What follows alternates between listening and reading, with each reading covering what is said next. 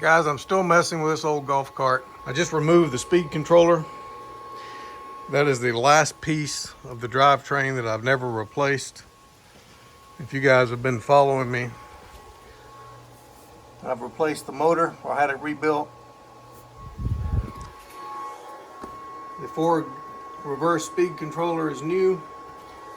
I got a new throttle sensor, I put that on, and it's still very slow up hills, barely climbs hills. So I removed the speed controller, and what came out of it is this remanufactured controller, an old Curtis 36 volt 300 amp.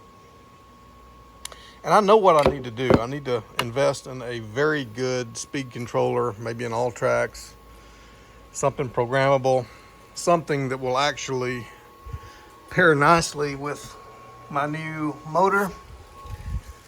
But I decided to cheap out a little bit, and I found this controller on Amazon. It is a, let's see if I can get that to focus, a JZGRDN 36 volt 350 amp controller, and I got this on Amazon for $124. But this had 51 reviews at a 4.0. Most of the reviews were good. Had a couple of people said they received a dud, but pretty much everybody said it's a great controller. $124, 350 amp.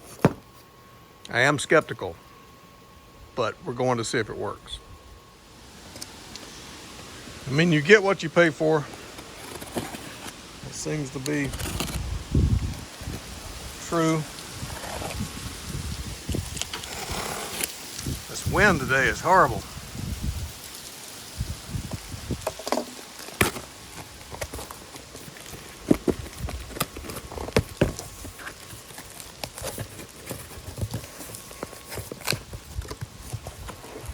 It came packaged nicely.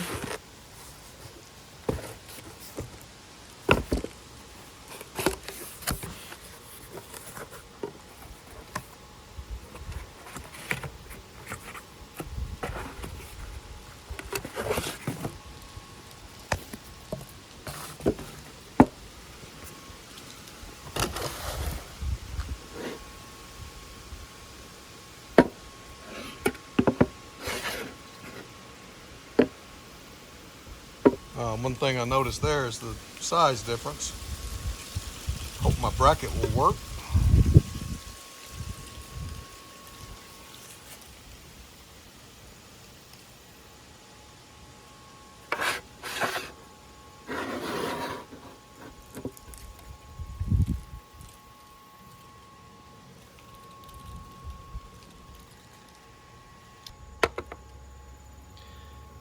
So the original weighs 2.54 pounds, 2.55.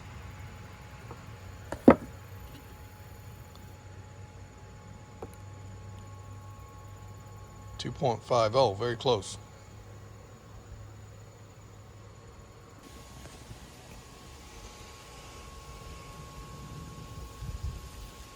This aluminum heat sink, that's what that is. It's a little thicker on the new one versus the original. Let's get it installed and see what happens.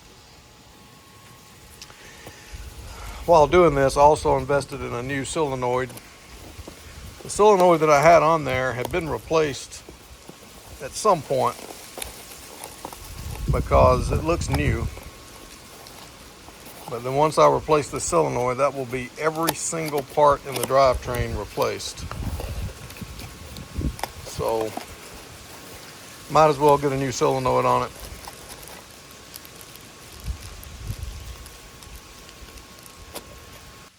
Okay, I have it installed. Test that solenoid.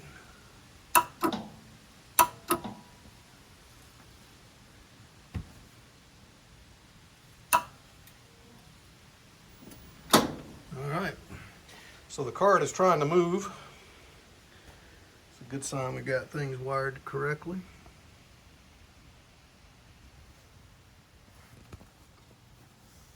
So the bolts, everything bolted up fine. but the solenoid bracket, because of this box is a little taller, it wouldn't completely bolt up correctly. So there's a little gap there, but it's still holding nice and tight. Let's test it out. All right, guys. You can see his cart's never been put back together. Let's see what we got.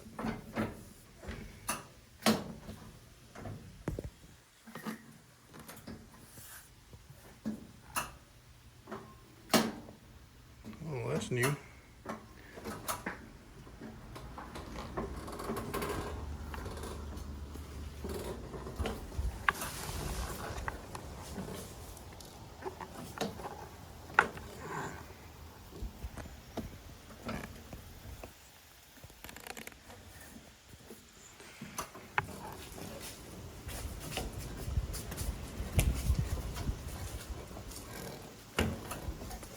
Whoa, that is much more power. I can tell already that's more power.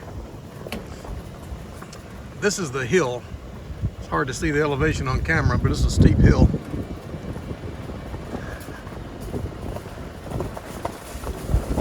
This is kind of my test hill because it would barely crawl up this hill. Oh wow, no problem. Wow.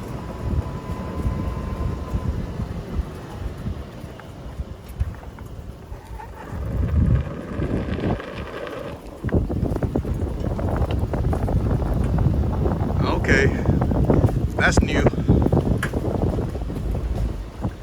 Here's another test. Starting off on the steepest part of the hill. Try to hold my camera level so you can kind of see the horizon. It's hard to show you how steep this hill is, but it is steep.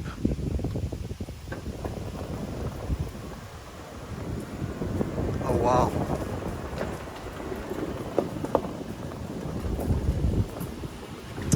Guys, that is awesome. So it was definitely my speed controller this whole time. I threw every single part at it that I threw every single part other than the speed controller. Now everything on this cart, the speed sensor, throttle position sensor, it's replaced. Speed controller, forward reverse is replaced. Every wire on it, the batteries, the motor, and now the speed controller. So let's see if we got any heat.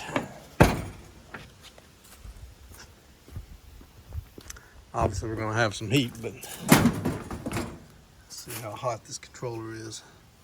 It's not hot at all.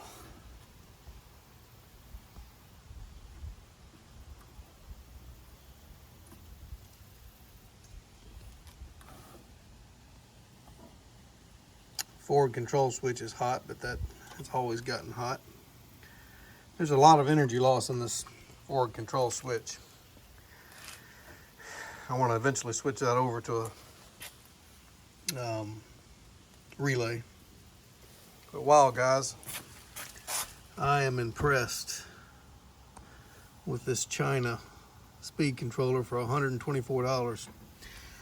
And it should be allowing 350 amps, which it feels like it is. Before I had the 300 amp. And I know with this, to get the full benefit of that motor, I need what I really need to do is convert it to a 48 volt with an all tracks programmable controller and all that. But guys, I'm happy with it like it is right now. I need to put the front end back on it, the dash and all that. See if this speed controller holds up, but so far it is a direct replacement for this Curtis controller.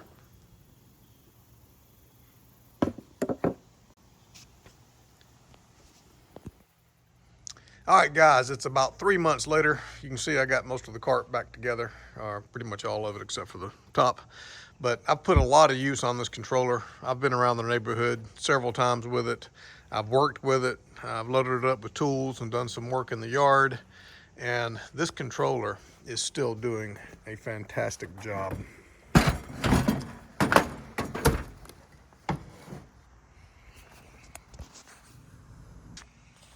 So for a budget controller, I mean $124, I don't think you can go wrong, guys.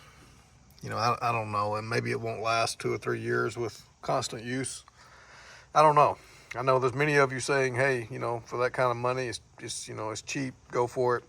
Others are saying, nah, you know, maybe you've got $2,000 invested in your programmable controller and you'd never think to put something this cheap on it. And I know I can get a better controller, but for a 36 volt system, this is working fine. And I don't think you would need anything else for a 36 volt system. You know, I haven't used this every single day, but you know, for the money, guys, I don't think you can go wrong. I also want to say that I'm not sponsored by this company. I ordered it, found it, ordered it myself.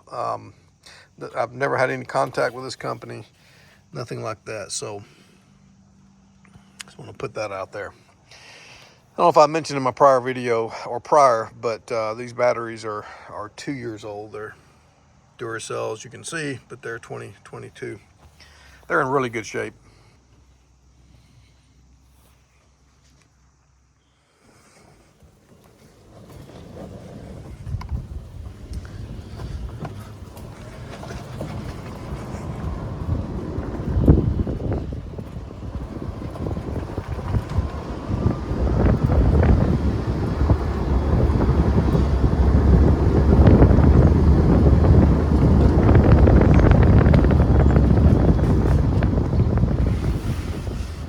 It is nasty out here. Misting rain.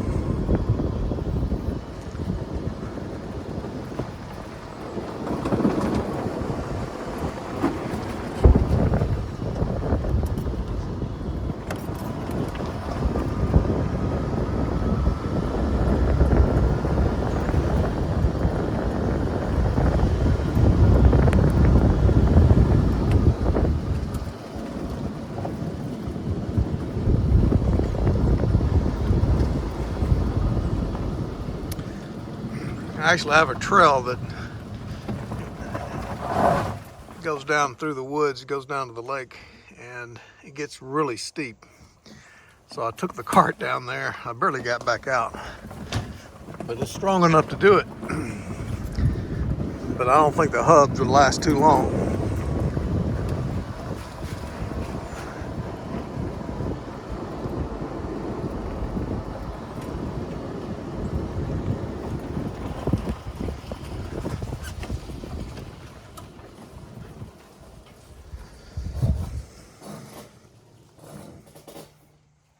All right, guys, I'm going to close out the video. If I've helped you here, please give me a thumbs up, and I'll see you next time. Stay tuned. Much more on this cart to come.